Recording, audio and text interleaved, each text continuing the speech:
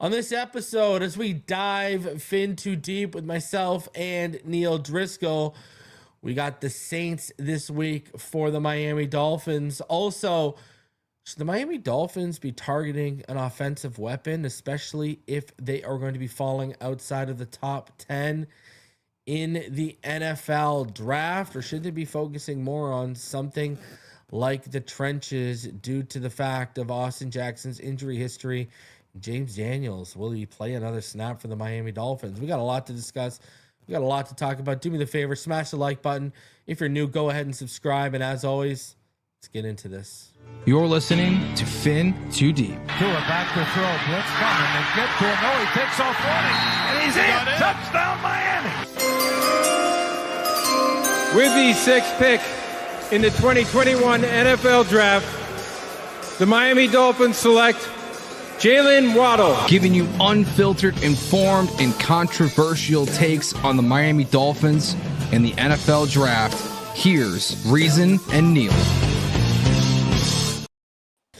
What is good, Fin Nation? What's good? It's your boy Reason, and we are back here for another one.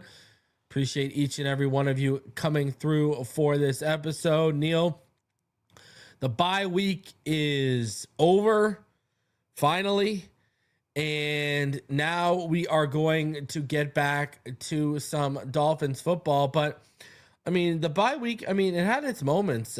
We had some decent college football. I think Dante Moore continues to, I mean, I don't know who's going to supplant him for quarterback one if he declares. I really don't. We had some good college football. We had some overtime games on Sunday for NFL Sunday. How you feeling coming off the bye, bro? The bye week for the Dolphins is my least favorite weekend of the football season. I don't know. I'd rather see my team lose than not play. It's one of those things for me, man. I don't know, but it was kind of good to kind of not really have any games that had any weight, on you, and you just get to kind of sit back and watch football. Yeah, I watched a lot. I did watch a lot of college, and I'll tell you, man, I think Dante Moore is going to come out. I know what Todd McShay said, but I think once agents get a hold of him, and NIL money does change that conversation. There's no doubt. But when they're telling him he's going to be a top 3 pick in this draft, because I actually don't think it's really close between him and Fernando Mendoza, and I like Mendoza. I think Dante Moore is clear-cut the best quarterback prospect in this draft class. I really like Mendoza's kind of that flavor of the month guy that I think a lot of people are jumping on, and rightfully so, right? He has good traits. He has all that good stuff. But, yeah, and I think, Dolphin fans like the story of him, Neal. Yeah, I think we're gonna he's going to have a come to Jesus moment when he plays that Ohio State defense, and I think we've already seen Dante Moore against elite defenses rise to the occasion. So, I think it's one of those things that I'd like Dante Moore to return to school for the fact that I don't want a team like the Jets to get their hands on him because I don't want to play him twice a year for 10 years. But I do think when all's said and done, he's coming out, and the team we play this Sunday might very well be holding that number 1 overall pick. I think the Saints and Titans are in a kind of a 2-team race to have that number 1 pick. So, yeah, excited to get out of the bye, excited to see who we have on the schedule, because I think the Dolphins could pick right up where they left off and, have actually, a pretty convincing win against the Saints, which will be nice if we're not biting our fingernails for 3 hours on Sunday. Yeah, listen, I think I've said this before, but I'll say it again if I haven't. To me, Dante Moore is the only one worth trading up for in terms of the quarterback class.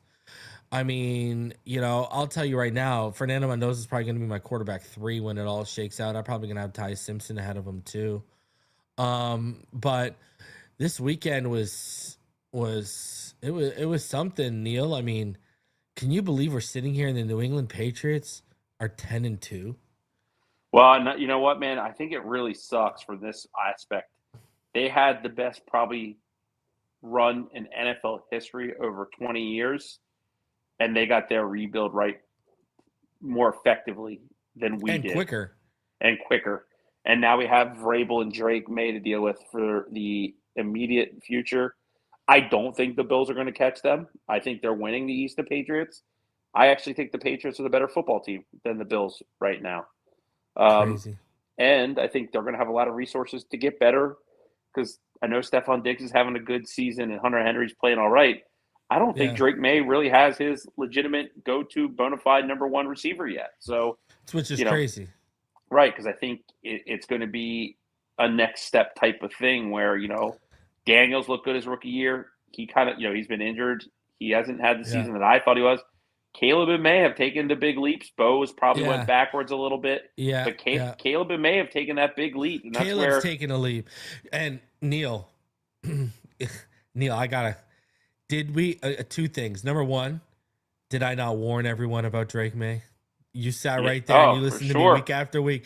And number two, for all those Tyler Warren lovers, and people forget how much Penn State football you watch, Neal, did we not warn everyone about Colson Loveland and not to sleep on this kid and think this Warren's consensus number one? Because Loveland's a difference maker. And look at what he has to deal with. Like, Neal, Warren doesn't have to deal with DJ Moore, Rome Odunze, Cole Kmet, DeAndre Swift. Like, he just have to deal with Jonathan Taylor running the ball. He doesn't have to deal with all this target shares.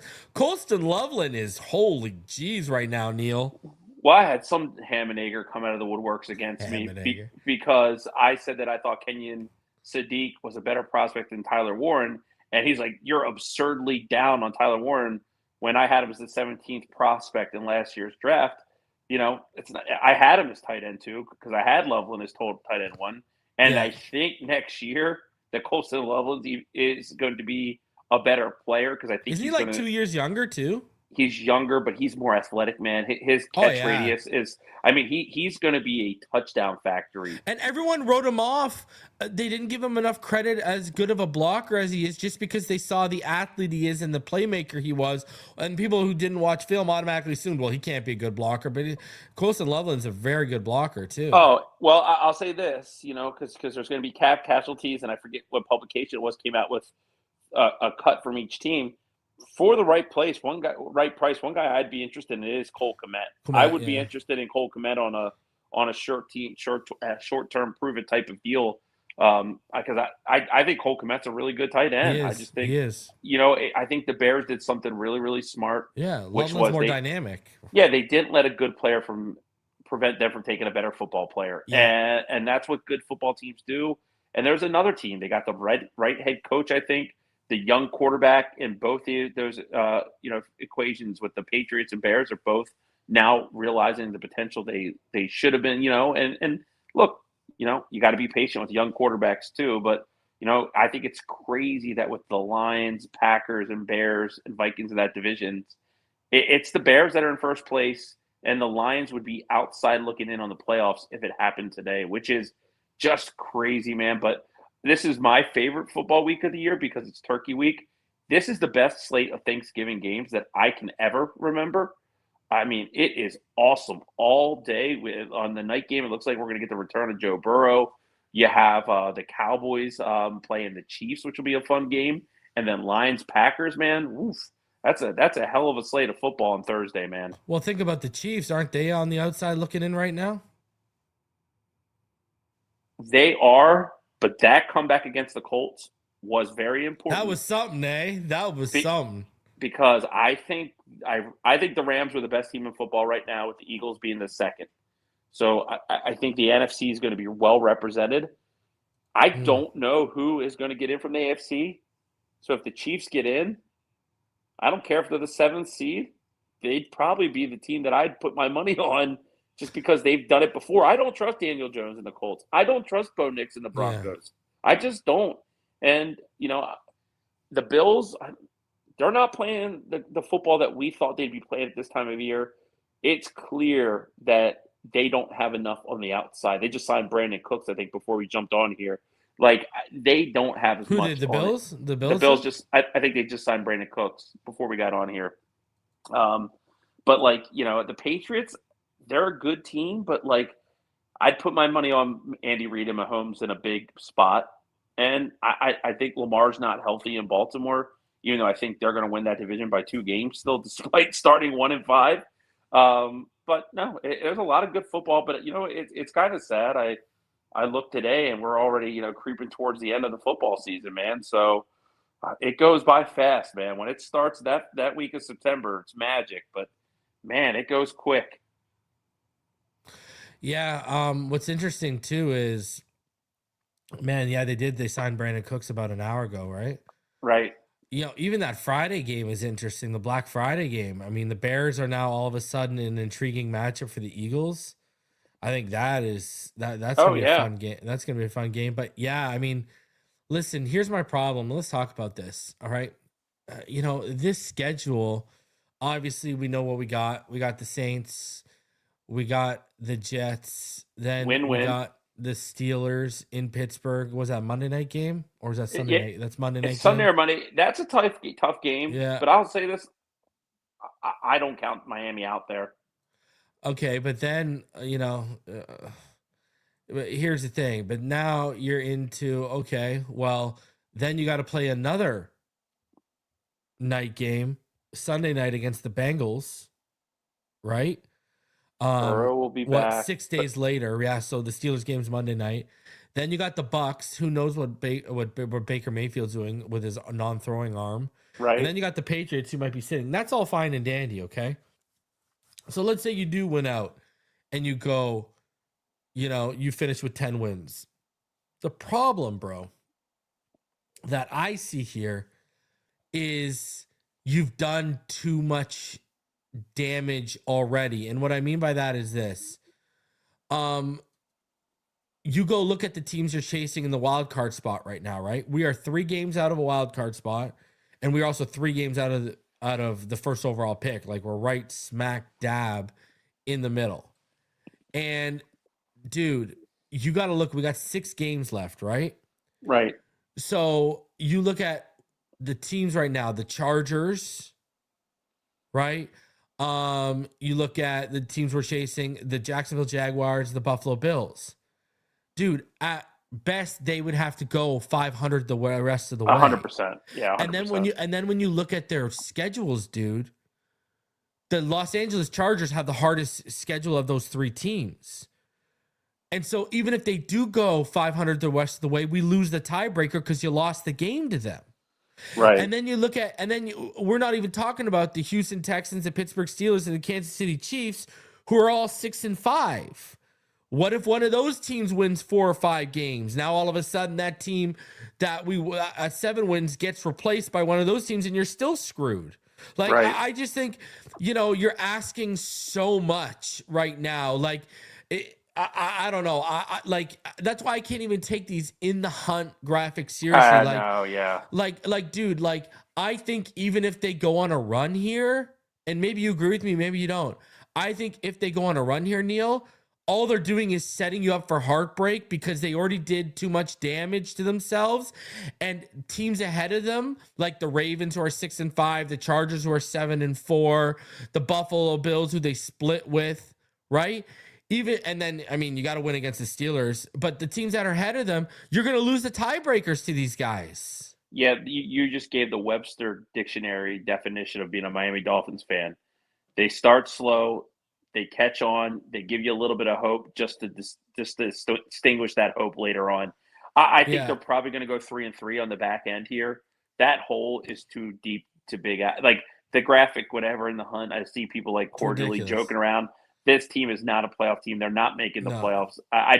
It would be the most shocking moment as my Dolphin fandom for 37 years if this team won out and made the playoffs. I don't think they have that type of talent, even though I think they're a tough team on the way out. And I think they're closer to that 8-win team than they are that I'm drafted in the top 5 team. Like, I never was confident that they were going to draft top 5 because I just thought they had too much talent. Like, right, like the Raiders, the Saints, the Jets, even though they took it to us, Cleveland, like there are some bad teams. That Titans are awful. Like, there is just some really, really bad football teams in this league. And the Dolphins, just as bad as they are and as frustrating as they are to us, they are not on that tier. They're on the tier above that. And sometimes that's, we call it purgatory before. and you say, just maybe if we get off to a better start next year or if everyone stays healthy, but it's always like looking forward to something to happen next season and then something else goes wrong, right? So I don't know, man. Like, I do think if they win 3 more games and they finish the season 7-10, that Mike McDaniel has done a respectable job of turning it around, because it was easy for the team to quit where they were, and they have rallied around the coach. And Mike has coached better. Like, it's not been perfect. Like, there are times where I'm like, what the hell are you calling here, brother? But, like, overall, like, Mike's done a very, very good job. And, I've been out on Mike for a long time, but he's got me to where I could tolerate another year with a new GM with you're sinking or swimming. We're giving you no leash. Like, you got to go make it happen. But I will say, the Josina Anderson report today, if that coach is the coach that we talked about all the way back to the dog days of summer, being available because things weren't all kumbaya in Pittsburgh, which we've been saying for 5 months at this point. If Mike Tomlin is that guy in that report, that to me is, I change anything I think about Mike McDaniel, and I take a big swing. Well, at you that probably big get your fish. boy too. Whitell would probably come over with him. It'd be a good pairing, and I think it would be a really. I think Mike Tomlin is the kind of guy that could demand anything he wanted from Stephen Ross, and that Stephen Ross is smart enough to know that a guy like Mike Tomlin doesn't come around. Mike Tomlin, to me, is a top 3 coach in football. Andy Reid's, I think, the best. There's a bunch of different ways to look at it, but I think Tomlin's a top 3 coach in football. And, what we said all off season was, if they didn't get that division, they didn't get that run over Baltimore, that Tomlin was going to reach a point of frustration. Yeah. They blew a 4-game lead of the division to the Ravens, and it's over for the Steelers. I think the Steelers are a team that's going to be on the outside looking in, and they're in there for their franchise. They're in purgatory that's a little bit different than ours, which is they just can't find a way to be a top contender again. Yeah. Well, I think the biggest issue with Tomlin is he hasn't been able to get the quarterback right since Roethlisberger left. And that's just been, I think that's from some of the things that I've heard, that was his frustration, is that he's watched teams in his division go out and land like a Lamar, and not at pick 1, at pick 32. Yeah. You know what I mean? And I'm not saying that, because I think Aaron Rodgers has actually been respectable. Saying, what do I need to, and he's a guy who always makes the playoffs, always has winning seasons. He's like, what do I got to tank out for you guys to be able to pick a quarterback, basically, Right. Like, what do you want from me? You guys can't go and reel the big fish. I think if he gets fired, him and Whitell become a very interesting package, because I think the only package probably on the market right now would be John McKay and Chris Shula from the Rams would probably be a package right now in terms of general manager, head coach. I mean, just think about this though. Like, think about the moves that the Steelers did. Like, they got rid of George Pickens for DK Metcalf, right? George Pickens has been unbelievable, and I know he's a bad dude. But, they lost that battle, right? I wanted him so bad in that draft, bro. I wanted him so – I didn't care about his personal stuff. I was like, man, if you can rein that guy in, I wanted him so bad in that draft. He's not – George Pickens himself is not a target for the Dolphins, because he is a free agent. He's a top 5 free agent after the season. But that style of player with that type of size – you don't think Dallas is going to pay him? You think Dallas is going to pay him? I mean, they have to – so they're going to have to pay Quinnen Williams, right? He's balling. They have Dak. They have CeeDee Lamb. Man, I think they want to pay him. I just don't know how much changes in the couch cushions right now. And I think that's the main reason that Micah Parsons is not there, right? And, I mean, I don't think they're going to be able to afford keeping him. They could franchise tag him. They could do that, and that could be an economical way, restructure Dak, franchise tag. But George Pickens' style of play is the exact compliment that I want for a guy like Waddle, a guy that can go up and get the ball. Like, some of those catches that he made in that comeback against the Eagles, Pickens is a beast. He is. Oh, he's unbelievable. He's unbelievable. CeeDee's getting frustrated because George is getting because Pickens is getting all the fanfare over there, man. But Well, I wanted to say this CD right better now. look at those hands, though, man. He's been dropping a lot I of know. balls. Yeah. Yo, check this out. If you go on the Athletic, the New York Times, the Athletic, their playoff calculator. Yeah. Okay, if the Dolphins win out, they only have a 21% chance to make the playoffs right now.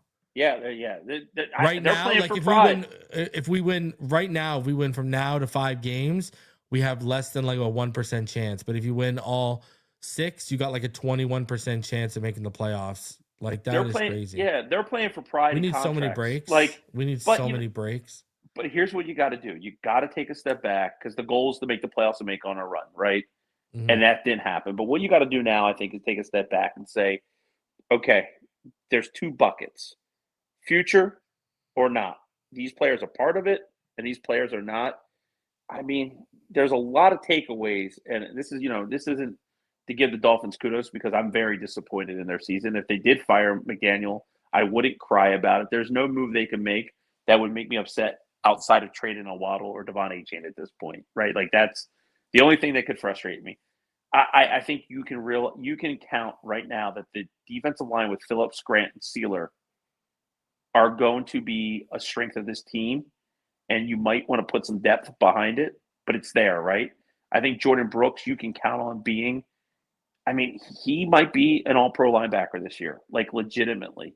I'm disappointed in Chop. I think Chop needs to get on the field and make some more plays. The season hasn't gone his way. It seems like Weaver trusts veterans over him right now, but I still have a lot of faith in Chop. But like Jack Jones is a guy, man, that I like. I like Jack Jones, dude. I do. I'd keep him here. I'd like to keep him here. I'd keep him and Razul and on the cheap. I think they're going to try to get Cater back on the cheap, man. And Cater's coming off an injury. I think he could be back. Cater getting paid. Yeah, you're going to have to come back. Yeah, and then Minka, man. Minka could be your leader, right?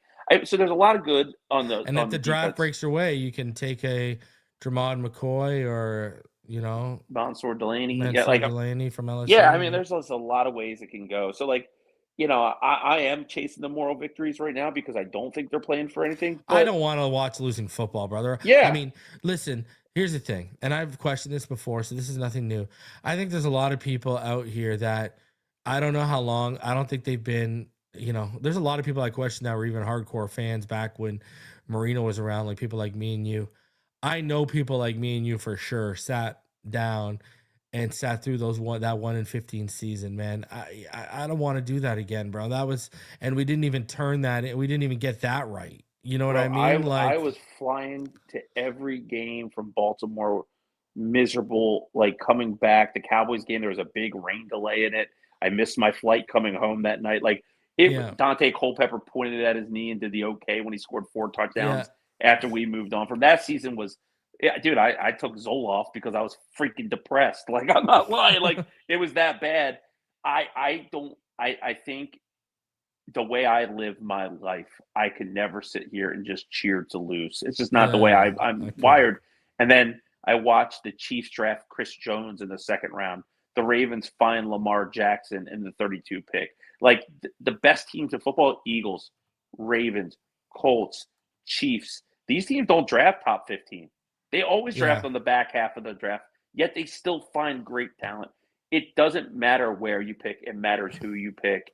And I think that you can get good players in picks 15 and on in the draft as well. I want the Dolphins to win every game for the rest of this year. If you miss the playoffs, to go 10-7 would be an absolute statement that this team is not going away quietly. So I'm confident that and at least you give yourself, even though it's only 21%, at least you're giving yourself a chance, a fighter's chance. Well, look, if they go 7-10 and they haven't had Tyreek Hill for 80% of the season, who is their best football player, right? Before, obviously that's Devon Achane. Now it's Achane. I was out here saying it last year that I thought last year Achane was our best player too. I thought he's better than Tyreek last year. So, that would mean to me that the Dolphins are right around where I expected them to be. And, we'll see what happens. I go beat the shit out of the Saints. I don't want to get flexed out of that Bengals game. I'm going down for that, bro. I think we're going to. I think we're going to. I don't think so. Not if they win out. Not if they're 7-7 heading into that game and they got Burrow and Tua on prime time. No, I don't think they're going to flex that out. If Burrow can beat Baltimore this week, man, that would be a big win because then they're right in the division hunt. Well, I think it comes down to us. If we hold our own down and we're actually in the hunt at 6-7 and then 7-7, I don't think they're flexing us out, bro. Yeah, I mean, look, I'd be shocked if Miami doesn't win their next 2 games. Like I mean, the Saints. I didn't think we'd lose to the Patriots this year because Tua had never done that, and they ended that. So I'm not even going to say that about the Jets because I think they give themselves a chance to win more games with Tyrod than they did with Justin Fields. I do, but man, they're the 10th worst team against the run in football. They don't have Quinnen Williams anymore, and I think we always play down to our competition. I thought we'd handle the Washington Commanders, and we saw how poor that was. That was an awful game, awful. So yeah. I'm not counting, especially with this team that started 1-7. Excuse me if I do not count my chickens before they hatch, brother. You know what I'm saying? Like, yeah, you know what? I did one of those little playoff predictor kind of things where you predict the rest of the season, and where I ended up, I think, was with 7 wins, and the Dolphins had the 13th pick in the draft. And I know we're going to talk about that later, what that could mean, but like, I think that's realistically a good area for them to land. And before everyone has like a coronary about it, like the reality of it is, we're not drafting Jeremiah Love, right? No, he might be the best player in this draft. He should go top 10, I think. Reese won't be there for us. No, that's the guy I want. But I will say this. We're too far to trade back up for Dante Moore. It's going to cost too much. Yeah, I don't think it's going to happen. But I will say, I think that the names that you could see staring you in the face there are Mansour Delaney, because I think I think McCoy could go back to school because, obviously the injury situation and everything there. But I think Delaney is a great – I think Caleb Downs has every realistic opportunity to be there at pick 11. I really do. Think he's going to fall that far? Yeah, dude, safety. Kyle Hamilton went 13. You know what I mean? Like, safeties don't go that high, man. And I would run to the podium that I'm telling you, man, I am starting to really get myself settled to take Kenyon Sadiq there because I think – you're going to move on from Tyreek Hill, and he gives you that next weapon with A-Chain and Waddle. You're going to have Tua here again next year. Man, Tua uses a tight end really, really well. And that's why I don't understand why the Dolphins have been so reluctant to go out there and get a really good one, right? Like, look what Waller did in a short period of time here. Look what Tua did early in his career with Gesicki. Look what he did for Jodo Smith last year. I think Sadiq could be a dark horse guy that the Dolphins could fall in love with. Because you're right. Like, if you're at pick 13, you can't get – even if Moore declares, I don't think you could move up in the draft to get him. Like, I just don't – I mean, I'd be okay if they traded their first next year and this year and something else to go get Dante Moore if he came out. Like, I'll put myself on record for that. But I don't think they will do that. But I think they're going to have good options. I really do. So let's talk about this. I've been talking about Kenyon Sadiq for – quite some time. I had Twitter blowing up over him this weekend. Listen, I said this. If you like Brock Bowers, if you like Loveland, if you like Warren, then you should like Kenyon Sadiq. He's kind of a blend, he's a better athlete than Warren is, but he's a better blocker than Bowers was coming out. But he offers you that dynamic playmaker at the catch point, after the catch. The guy's got a 41.5-inch vertical. He's listed as getting up to 255 in the offseason. Some people doubt that weight. He is a legitimate freak athlete, and I think he's going to blow up the combine testing. But there's also talk of a guy like Jordan Tyson, the stud out of Arizona State. There's also talk of him potentially falling a little bit. I think a guy McDaniel's going to love is Mekhi Lemon. 100%. USC. He's my wide receiver 1, by the way. Mekhi Lemon's my 1. And I think another guy who I think people are going to look back on this draft and they're going to get a Mecca Buka vibes from is also out of Ohio State, and that's Carnell Tate, because I think Carnell Tate's arguably the best route runner in this draft. He's very crisp with it. And we know one thing that translates to the next level is if you are a very good route runner, you're going to create separation and you're going to create problems early on. I mean, look at how Emeka Buka is doing. Look at what Jackson Smith and Jigba has turned into. And Ohio State's, Jeremiah Smith's coming out next year. They're kind of turning into wide receiver U over there. Good for you, Brian Hartline. Yeah, I know, eh? So, I mean, there's 4 legitimate weapons. We already talked about Jeremiah Love. I do not think it makes sense, given Devon Achane's there. I don't think they're going to draft Jeremiah Love, even though he's arguably one of, if not the best player in this draft. Do you think, given that Tyreek is probably going to be gone, Darren Waller showing his injury history again, the Julian Hill experiment hasn't worked out to what they wanted it to be, Malik Washington is kind of a wide receiver 3, wide receiver 4, but a damn good returner on top of that. There's going to be a void at wide receiver and at tight end. Do you think this is the year, especially if you're outside of the top 10, where, I mean, we've heard the rumblings the last couple of years of them liking certain. I know 2 years ago they liked Roma Dunze. I heard the rumblings of them liking Emeka Buka. Do you think this is the year they maybe roll the dice and they draft an offensive weapon? If Mike McDaniel is back and we're running Mike's offense, it's paramount that they go get another weapon for this offense. It's paramount. Whether it's a Kenyon Sadiq or one of the receivers you named, and if it's not there, using your second and parlaying another pick to go up and get maybe a Denzel Boston from Washington or a Chris Bell from Louisville, right? They need another weapon. And as much as I like Malik Washington, and I do think he's part of the future, I think you nailed it. He's your number 3. He's your special teams ace. He has a lot of value to this team, but he's not a starting 1 or 2 in this league, in my opinion. So that, coming kind of into it. And if the draft kind of falls how it looks like it could fall, where I think we know 2 quarterbacks are going to go top 5, probably Simpson and Mendoza when it's all said and done. Reese is going to be gone. Bain is going to be gone. Peter Woods is going to go there. That's probably 5 picks. I'm confident will go in the top 10. Jeremiah Love, I do think will go top 10. Keep an eye on a team like the Cardinals for him, probably. I think there's a scenario where you can confidently say one of those receivers is going to be there. I personally do like Mekhi Lemon the best.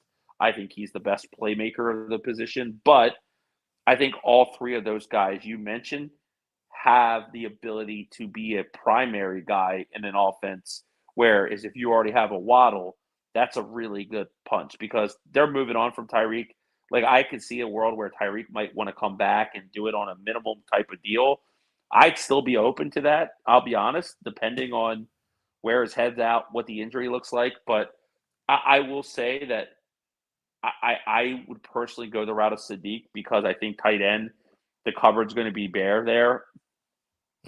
With all of that said, the smart move probably is solidifying something on the offensive line. And I think they could have Fanu went down this week, and I don't know the extent No, he got of his back injury. up. He came back in. He did come back in. Okay, so Yeah, you got him, Malagoe. You got guys that you could. So Vegaone is probably going to be. He's going to go in the 20s. I don't think they'll have a shot at him. I'll say this, and this is so boring. In a world where you could get another second-round pick and trade back to the 20s and get a guy like that, I would do it. I would do it and kick Jonas Avenea back to the right side. Yeah, I think he would be an awesome pick, actually. But, he's going in the first round for sure. You got to – if you are the Dolphins, though, and your offense is based off of what it is, just think about this. You're going to probably move on from Tua after 2026, right? Or, we're kind of in agreement there. If that quarterback comes into a foundation where you have a Waddle, an A-chain, a solid offensive line with a blindside protector if they're right-handed for Patrick Paul, and then you go out and add another weapon, you're putting that quarterback in a really good position to succeed. I don't know. It sucks because I think a lot of this fan base is starving for change, right? And I want I do want a new quarterback, but I don't want to force the issue.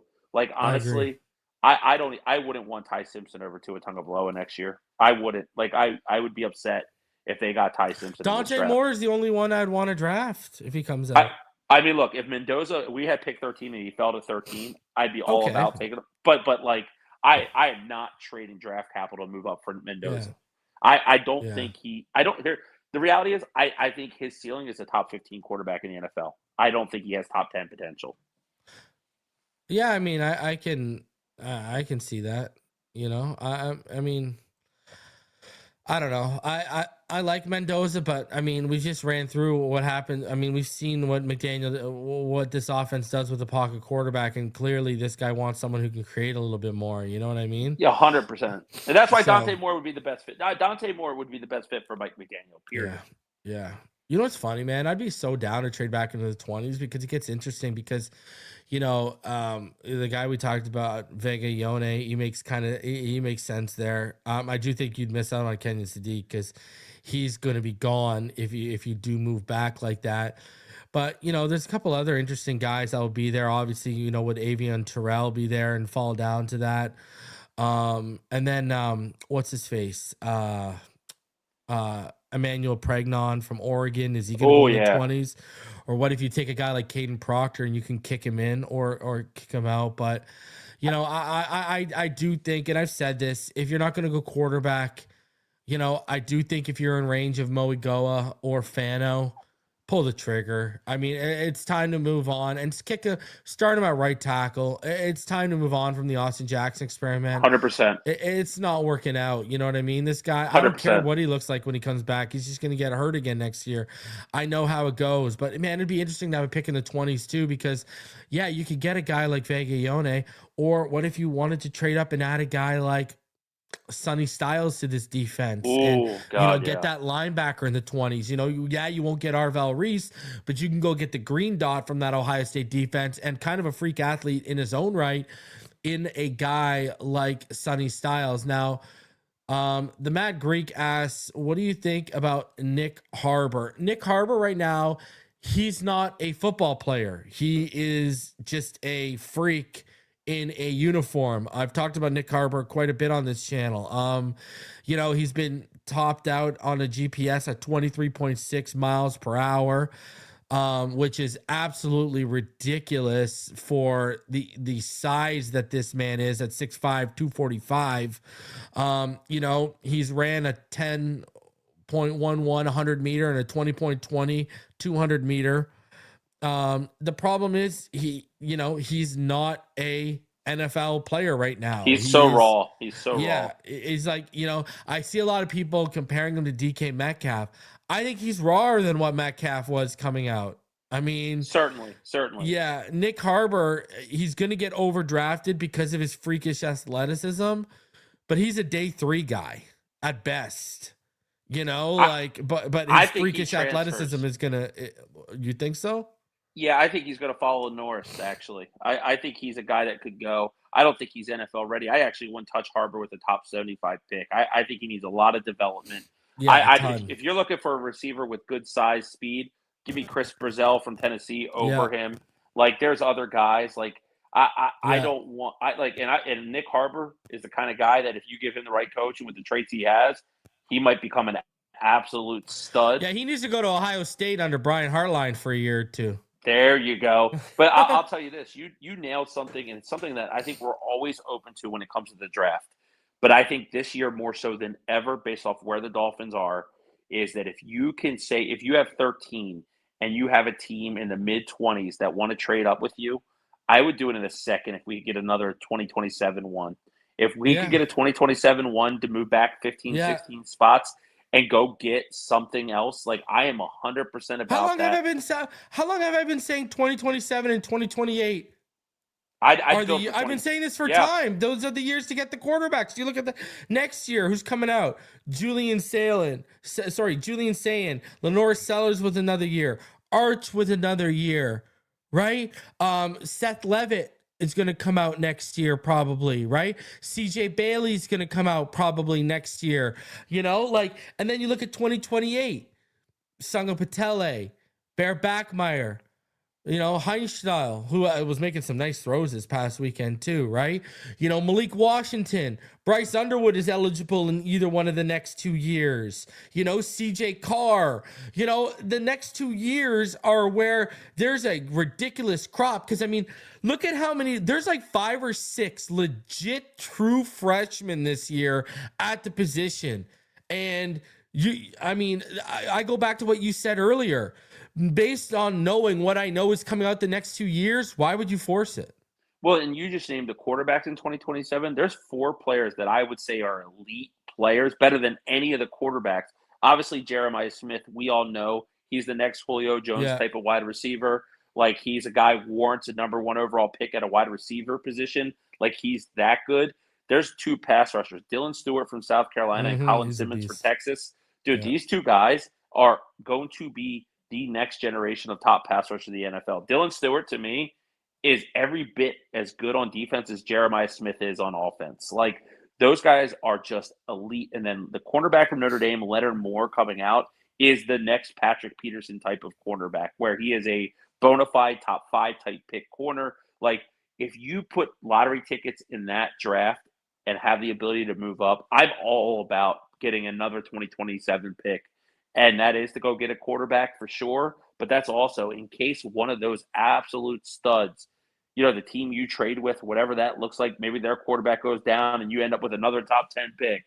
But whatever that looks like, I draft where I am really focused on adding draft capital for 2027, because I think this draft is a C plus, that draft is an A plus, and I think that is a huge difference. There's probably 4 offensive tackles in next year's draft that's better than any offensive tackle in this draft. Like, it is a loaded draft class. So I don't know, man. Like, I'd all about, like, if you wanted to trade a pick 25, draft Ione from Penn State, solidify your offensive line, and pick up another 2027 first.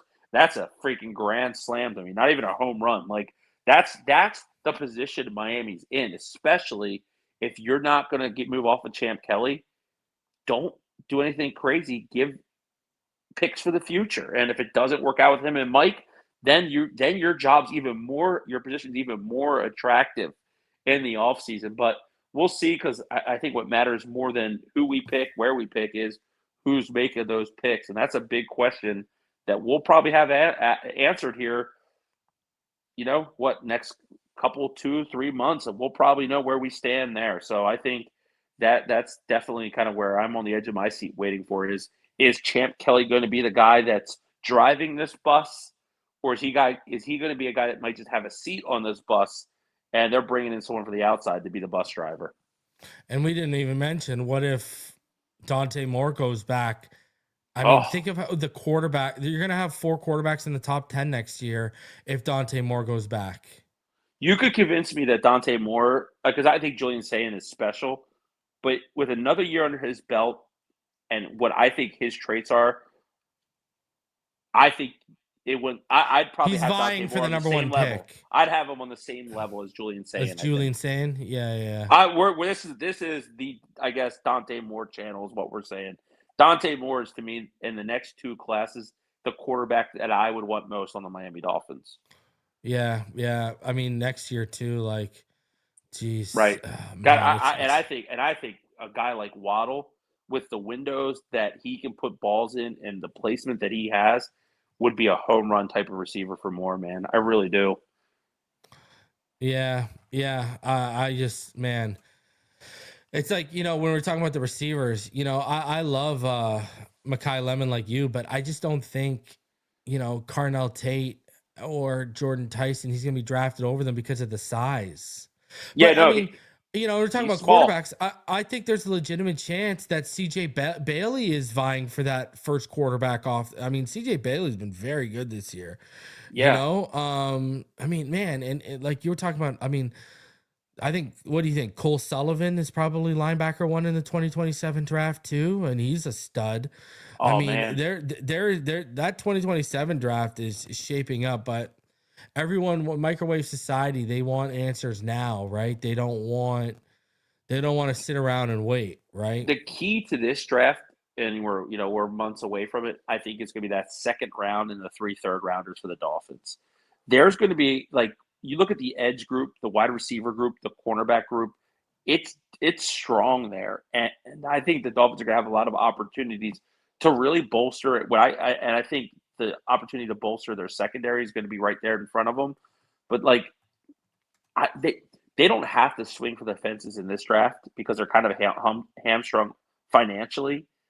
I think 2027 is where they're going to strike. Like that's where, as much as I rip the Jets and think they're the most inept franchise in the world, them having 3 first-round picks in 2027. I told you what they're trying to do. They're going to try and get Jeremiah Smith and Julian Sayin to pair with Garrett Wilson. And I it all depends on how the Cowboys, Packers, and Colts play, and they're all pretty good teams. So like I think it will be pretty hard for them to execute that.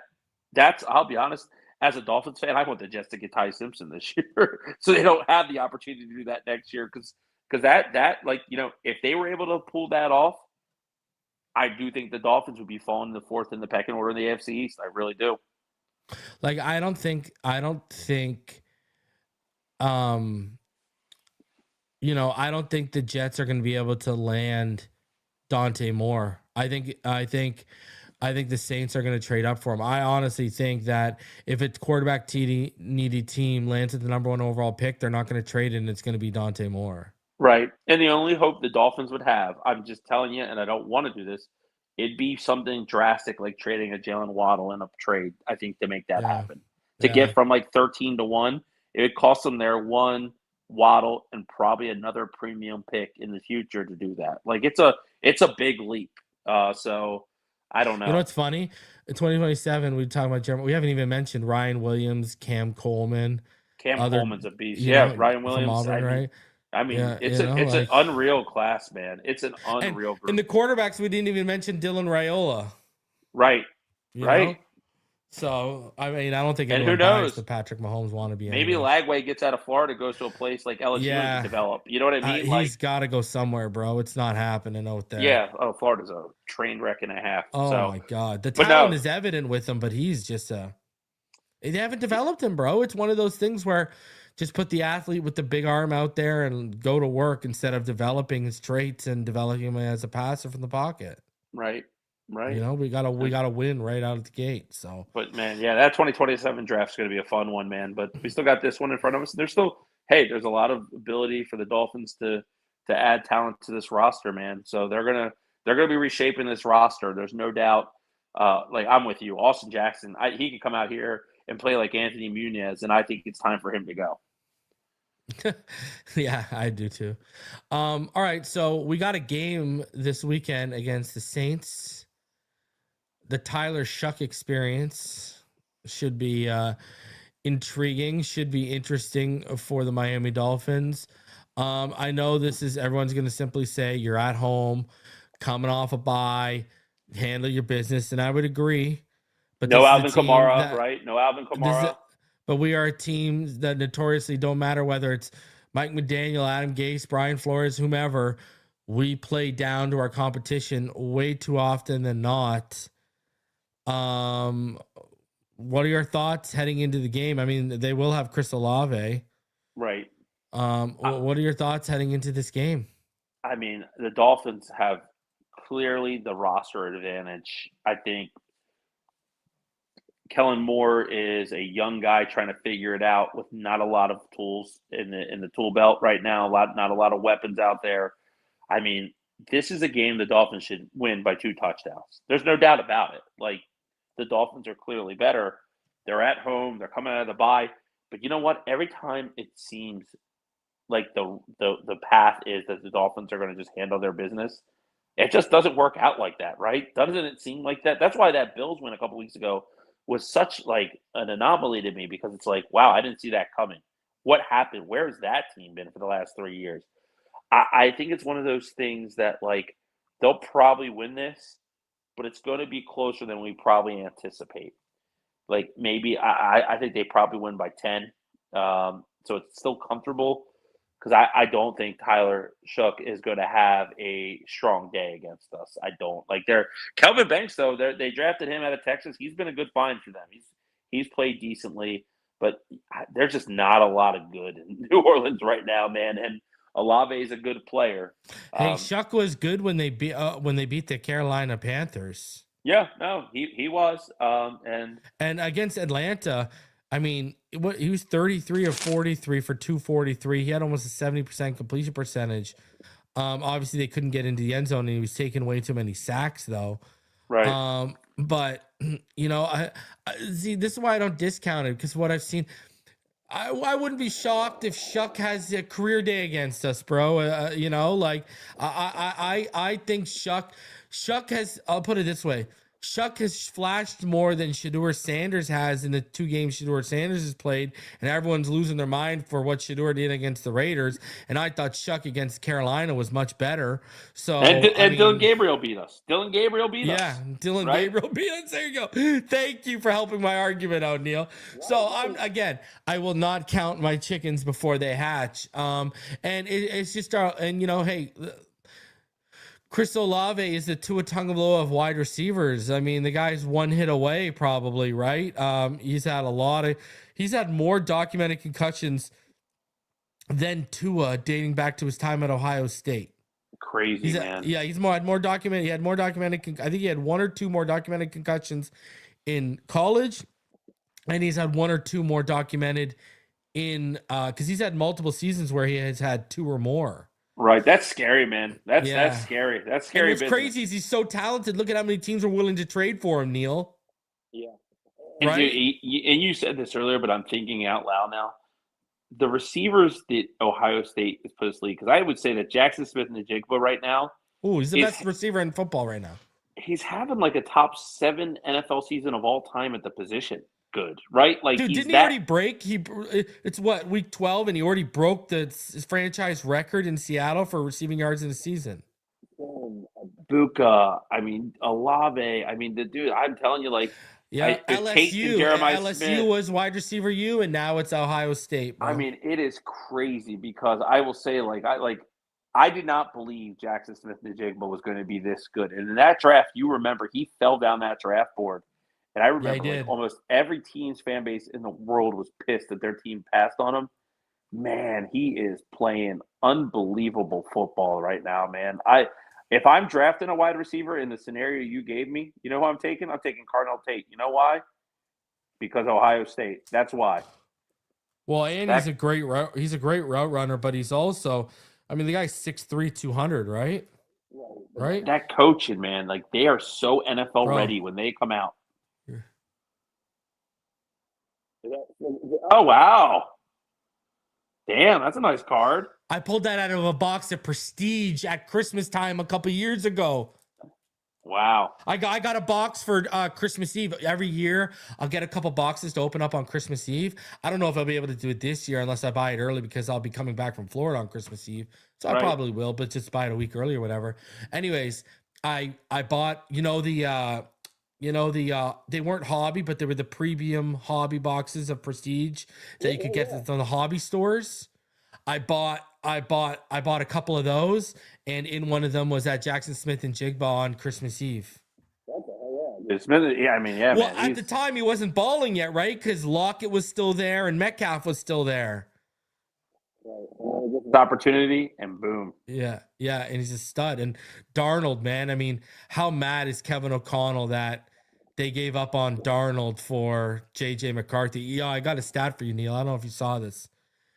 Out of 852 quarterbacks since 2000 who qualify for EPA per dropback, JJ McCarthy ranks 851. You know who number 852 is? Who? Jamarcus Russell. Wow, dude. So, subject for another day. Are the Vikings looking quarterback in this year's draft? Add him to the list of if you're going to move Tua. I mean, a team where you're going to have to eat money, but I've been saying the Rams because I think Stafford's going to have a really deep run and then retire. I think if the Rams and the Vikings are looking for a quarterback, add them to the list of guys where if you're willing to eat some money and you end up drafting a guy somehow, some way, that's a team. But I mean, something there because I think if the Rams, let's say they won the Super Bowl. Yeah. Who's Matt Stafford's best friend? Clayton Kershaw, retired, won the World Series. That's the way to go out. Like, I do think, I think the Rams Stafford have and a real Derek shot. Mayer are the MVPs right now. I think. Stafford is my number one favorite player that's never been a Miami Dolphin in the league right now. Yeah, he's awesome. And I always when he became available, I don't remember what the trade was that they had to give up. I would make it 10 out of 10 times. I like Matt Stafford when he played Cleveland his rookie year and his shoulder popped out of place and he came back in and won the game. He was a baller at Georgia, bro. But look at how hard he and Calvin balled in Detroit, and it still wasn't good enough to raise that franchise out of the ashes. He goes his own way, and look at how that worked out for everyone. And the Lions are my favorite team to watch in the NFC. And Jahmyr Gibbs is an unbelievable player. But, I know Goff's been very good there. But to have a Matthew Stafford and watch him go already win one Super Bowl with the Rams and maybe do it again, you have to be kicking yourself to let a guy like Stafford leave that organization. You know what's interesting, eh? They have the Falcons pick. Right, dude. That's going to be a top 10 pick. They could. It's 11 right now. I think we're 10 there. It's 11. They could trade up. They could mortgage future if Stafford retires and say we just need to go get one of these quarterbacks. Mortgage whatever you got to mortgage with the 11th pick. My first mock draft I had them taking Mendoza at pick 14. Ironically, with that said, my hot take this week, I think the Falcons lose to the Jets. Really? Yeah, it's Cousins again. No Drake London. Yeah, I think the Jets upset them at New York. Yep, I think the Jets are going to beat them. Wow. What do you think happens in our game? What do you think's our score? What's your score prediction? I don't think they're going to score a lot. 2 field goals, 23-13 Dolphins. Achane score a touchdown again? Hell yeah. And we're getting to that point where I'm going to need him on my fantasy playoffs, so keep scoring touchdowns, guy. Well, we're getting to the point where as soon as the season ends, I'm going to need that extension on the table. Him, Brooks, Brewer, like we've been saying. Those are but don't play around with Achane. Don't get cheap. I don't care if the new GM's here or not. Handle it. If he wants $15-16 million a year, I've said this, give it to him. I'll give him four years, $60 million, or 5 years, $75 million with the 50 avoidable, and guarantee 40 of it. Yeah, and before we wrap up, one thing I did want to do, I see that our guy, Richmond Webb, got through to the next round of the Hall of Fame? Yeah, he voting? did. Yeah. Congrats, Richmond. We're all pulling for you, buddy.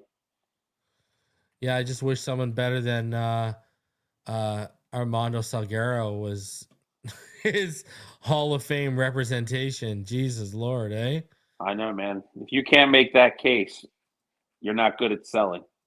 I mean, and I know he's a former Bill, but at this point, I'd rather Bruce Smith is the one that represents. Represents this guy. Let's positive thoughts into the environment. When it gets announced he's going, I got a great spot for us to stay up in Cleveland. So we will definitely burn that town down. I will be going to Canton for that, bro.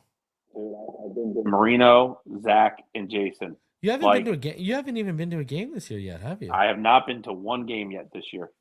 Are you going to one or no? First time in my life. I've never been to a Dolphins game. Are you not going to one this year or no?